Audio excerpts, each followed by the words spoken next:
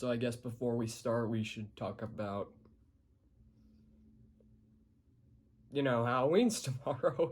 And, yeah, trying to pull off the Hugh Jackman Wolverine look. And, yeah, I have no idea if this is good or not, so I'm probably just gonna shave it off. Yeah. Let's get into the video.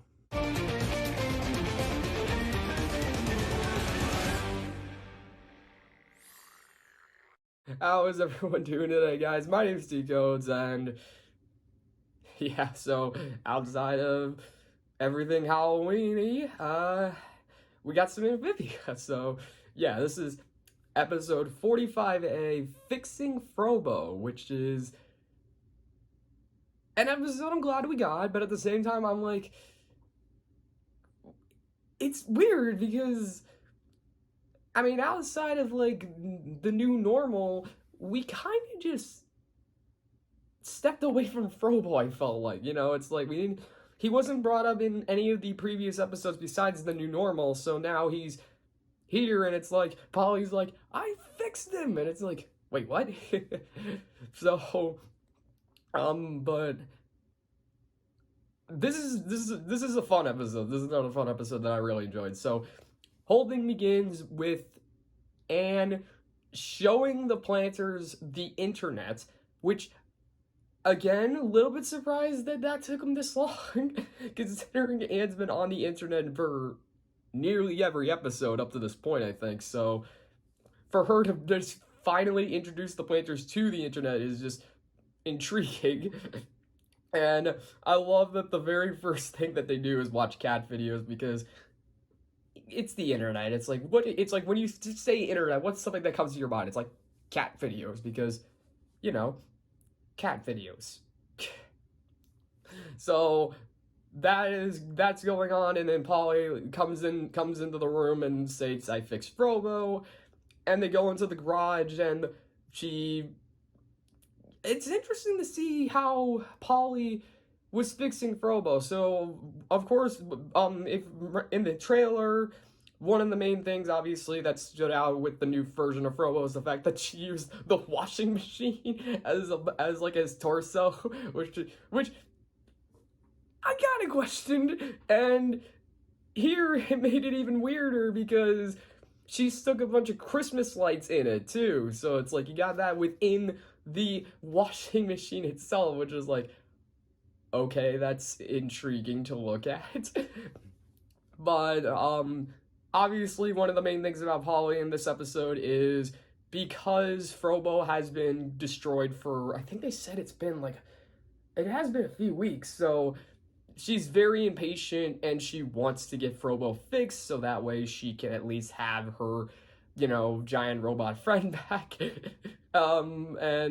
But of course, that's kind of the lesson of the episode is you got to be able to you have to be patient, not everything comes like that. It takes time, because if you rush things, they don't work out. And it is kind of funny sometimes when you're watching an episode and you know what the lesson's gonna be, and then it's like, okay, I can focus on other things, like the fact that, like, there's a Grunkle Stan bobblehead in the garage. That got a laugh out of me. I just see it up at the top. I'm like, they've been up to Gravity Falls before? I wonder what their reaction was to all that stuff. And I wonder if their reactions will change now that Anne has been here with talking frogs. But, yeah, so there are a few good Easter eggs and jokes in this episode, but I admit I don't know, it just surprises me when they throw a joke in, because on one hand you don't expect the joke to come, and then on the other hand, when it does come and you pick it apart, you're like, oh, that's interesting. So, yeah, I mean, there's a few jokes like that in this episode, and of course the series, like, as I probably have talked about multiple times through this vlog. But, okay, so back to the story. Polly tries to fix Frobo, and her first attempt goes horribly wrong. because the only thing that works is Frobo's head and his lasers, and it causes, obviously, some destruction to the house. And Mr. Boonchoy, who does not catch a break in this episode, he is, especially because he's, I love that he embrace it. They have him be a gamer in this, like, focuses on his gamer side, because he has like a package and he's like, oh yes, my new controller's come in, just the laser just disintegrates and it's just like, oh. Then later on, Polly causes like a blackout at the house and Mr. Boonchoy's playing a game. I think I want to say it was World of Warcraft, I don't know, but he's like, okay, one more hit and this 10-hour boss fight will be over. Screen goes black. Yeah, I have yet to experience anything like that. It's like super, after so long, you finally are about to beat the very thing you've been working so hard, and then it's just taken from you. It's just like, I mean, yeah, and then at the end of the episode, the backyard gets destroyed as well. So Mr. Boonchoy, yeah, he doesn't catch a break in this episode. I feel bad for him. But okay, so going back to Polly and just her being very impatient with fixing Frobo, and I did like this though. I like that even though Polly was impatient, she did do something that was not actually, I thought was pretty cool, and that's she uses the internet and starts learning about robotics, and not only that, she does go through a lot of robotics. Like by the end, she literally sounds like a tech whiz, like, or a mechanic, like or robotic, or not a tech whiz, I guess, like a really like a expert on robotics. Like she's just spewing out like a bunch of information, a bunch of like terms, and she really is connecting with this area, and I'm glad to see that, because at least it shows that she's willing to learn a lot in order to succeed in a certain goal, and that's fixing Frobo. But of course that doesn't mean she gets distracted by other things. Like apparently there's a Fortnite joke in there, or as they call it on their internet, fork knife, because there was that if anyone I remember playing Fortnite during I want to say it was like 2018, 2019. I do remember on the map there was a fork knife, because ha ha ha, it's a play on words. But yeah, so after Polly gets kind of sidetracked with that, she then finds this YouTube channel called the IT Girls, who are pretty much these experts in robotics. I mean, they're really, and what I mean by that is, it's these two girls, they post a lot of videos, they definitely know a lot about robotics, but it's like they have their one robot, which is like this Robo Panda, who seems a bit sinister, it's like, but, I do like, they do have like a real, this, pretty much like this course on robotics, and Polly goes through the whole course, and she really learns a lot, and she even contacts them and tells them, and it's that I think that was in the trailer too. They're on their version of Zoom, and they see Polly with the robot, and they just gush at it. They're like, oh my god, that's amazing. Have you it's like, they go through like some of the things. But then Polly's talking about like how she can't turn it on, and she has to figure. And so they ask her, what if you use to turn it on? And I'm like, and Polly's like, I just took out the batteries from the TV remote. Now, there was a meme that I saw. I think it was by Screen Rant. It was a meme of, it's Thanos, when Thanos took the Soul Stone out of Vision and like put it on the gauntlet. The Screen Rant did it where it was Thanos it was like a kid. Thanos was a kid. Vision was the TV remote. The Soul Stone were batteries, and they were putting the batteries in their Game Boy.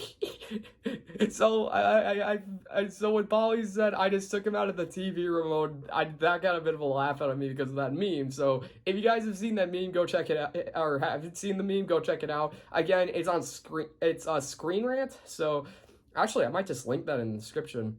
It's a bit of a funny meme, trust me. So, but yeah, so Polly, tells him what she's been how she's been working with it, and they talk about how, oh well, you just need a power source from like one of those little animatronic toys that you got, and so it's kind of funny because Anne gave Polly like a robot, a little like toy animatronic bear to play with, but because it's super creepy, because if anyone's played Five Nights at Freddy's, you could see Freddy coming from a mile away.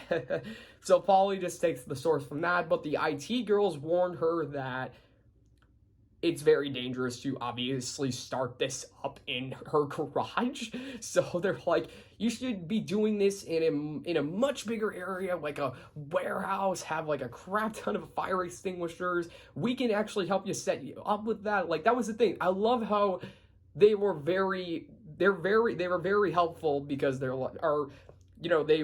giving Polly these cautionary steps, telling her to be careful, you should be doing this, if you like, we can help you out, we can come over and help you take Frobo to a warehouse. And it's like, but the thing was, Polly immediately they immediately lose Polly when they say this is going to take a couple of weeks. So because Polly, again, being super impatient, just says, all right, thank you, goodbye, like she turns off the call. But then I like how the IT girls, and if they said their names, I'm sorry, because I completely zoned out for a second, and so I'm just calling them the IT girls because that's what they call themselves in the episode. But yeah, so Polly being super impatient, she turns off the call, but I do like the IT girls being like, she's gonna turn that thing on in her garage, isn't it? Yeah, we should probably go over there. So I like that. I like that they're like, yeah, we're definitely gonna help her out. We gotta go. So yeah, and then Polly goes back into the back into the house and talks to the family who are watching the Star Wars prequels, and they're on this Attack of the Clones, and it's at the part where Anakin's talking about sand, that infamous line, I don't like sand, it's coarse and rough and it gets everywhere. But I like, so Anne's sitting there and she's like, I don't understand why you like the prequels. And Hop Bob and Sprig are like, well, we watched them we were watching the whole thing in order, so it's like, you can't blame us for doing that. And it's like, plus, we don't have the nostalgia. So it's a nice little jab, because it's like, yeah, it's episode 2 of 9. It's like, you have to watch them in order, even though the order was completely it's like, obvious. Quick little tidbit on me, I guess, is I knew about the Luke, I am your father thing before I even watched any of the Star Wars, because that was like something that was just spewed out a lot, in media and all that. So I knew the twist. So I just assumed I just assumed when I watched the Star Wars movies, which I think I did watch them in order too, like 1 through 6. So, and I thought, I remember the first time I saw episode 1, the only two things I remember was the pod race and the Darth Maul battle, which I'm pretty sure is what everyone would agree were the only two solid things about the film. Second movie didn't really remember much except the battle on Geonosis and then the Count Dooku fight, which again I'm pretty sure are the only two solid parts of that film. And then episode 3, there was a good chunk of episode 3 I remembered. Obviously, all the lightsaber battles. The opening was a really cool section. And then of course, obviously, when I saw episode 4 and I noticed the downgrade and everything, that's when I was like, oh, these 3 came first before these 3, because I was like, I don't know, I was like 7 or 8 when I was watching these. So, okay, that's my talk on Star Wars. But yeah, so Polly comes into the room and says she's fixed Frobo, and Pop's like, didn't I tell you not to do that? So obviously the family is very cautious with Polly restarting with Frobo. They're talking about maybe we should just wait until we get back to Amphibia to fix him, because there's probably a better chance that he'll be fixed there because, you know, there's actually robotics parts in Amphibia we can work with. Plus, there's got to be someone who's an expert on robots.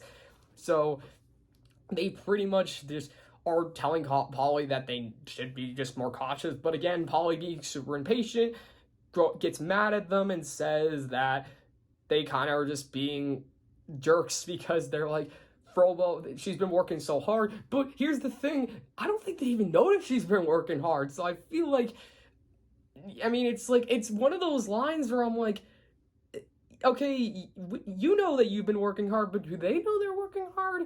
It's like, do you, like, I wish the line was a little bit different. It's like, do you have any idea how long do you have any idea what I've been doing these last few weeks? Like, I've been working nonstop, unless that's kind of like they know that, like, she's been working nonstop the second she said I fixed Frobo again, so, I don't know. It's me just being kind of like thinking more on the writing standpoint. Again, not trying to, I find it hilarious how so much I try to nitpick the show when it's just, it's a cartoon. It's like, it's a show. There's gonna be mistakes. You gotta let the mistakes slide sometimes, but it's just like, okay, yeah. So basically Polly, she runs into the garage, locks herself in, turns on Frobo, and at first I thought Frobo was gonna be like, this was gonna go evil, and that was partially because the animatronic toy bear was spewing out some really creepy lines, so I thought it was gonna like possess Frobo somehow, and I thought, and as cool as that would have been, I did like that it was just Frobo's a little bit confused, you know, he looks around and he's like, cannot compute the area, must have a higher vantage point, so then he starts flying off into the sky, and Polly's hanging on for dear life, and it's like, oh boy. But I like how the IT girls come in. However, obviously they can't really help because Polly's up in the air with Frobo, who then loses power in his thrusters, so then they start falling back down to Earth. But I do like that Polly is able to get through the Frobo because, well, this has turned into an interesting situation. So, apologies for the interruption with the cut. Basically ran into a problem in my room, had to move over here real quick just to get these out of the way. So okay, where was I?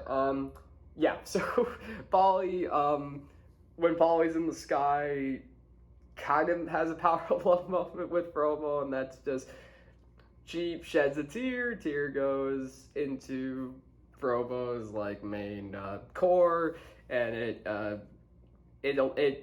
causes I guess a malfunction, but it triggers all Frobo's memories of Polly, and thus bringing him back, like his personality back, right as they're falling to their death. But luckily Frobo is able to activate his thrusters just enough so that they don't fully die, but even then, like, he opens up the washing machine, puts Polly in, which is one of the most ironic things if you think about it. You can put a kid in the washing machine to save their life.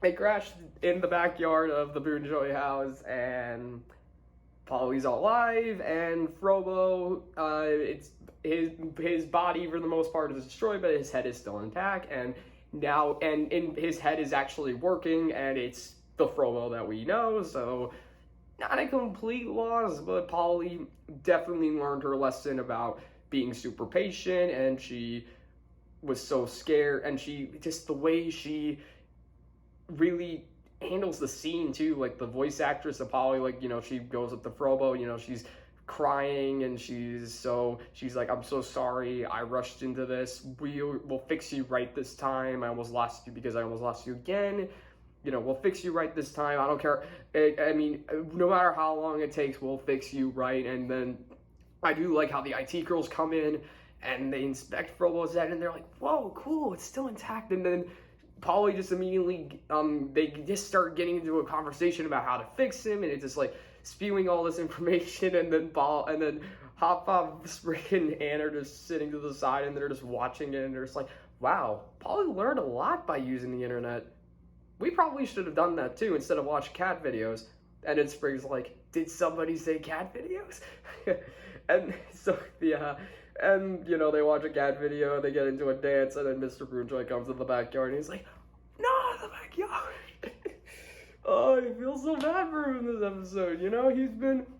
He's just been trying, man. And then we all have that one day where it's like nothing seems to go our way and it sucks. So, but you just feel so bad for them because you see him on the good days. I mean, Mr. Boonjoy, man, he's been trying real hard, and it's just, man can't catch a break. But, so Frobo's head is still intact, and Polly learned her lesson, and we get a new duo, we get a new addition to the group, kind of like with Dr. Jan in Fighting Museum. Now we got the IT girls to help us out, which are also people who are also in the intro, so that's kind of the thing. We're going to be introduced to people that are in the intro, so we got to introduce them. So really glad we're starting to get the crew together, I guess. I mean, it makes sense because, we're getting closer to the end. We got to set everything up. All right. But yeah, overall, I really like this episode. It's a nice little character building episode for Polly. It's a nice episode between her and Frobo. We get new people added to the group, and again, nice little lesson about patience. Not everything comes in a snap. It takes time. It's a process, especially when it comes to something as big as fixing a robot. I mean, you know what I mean. Like, you can't make something happen overnight. You have to take time. You got to know the process. You got to understand how to do what you're doing and work on it properly. And and if there's setbacks, there's setbacks. That's the thing. It's like, that's life. There's going to be setbacks. There are going to be challenges, but if you just either ignore the setbacks or just trying to bull rush it head on, it won't always work. So, the lesson, nice little lesson. So, yeah. All right, that's all I got for this one. So, hope you guys enjoyed that, and let's move on to the next episode, which I'm pretty sure a lot of people were talking about as a big episode before it even aired. So, let's dive right in.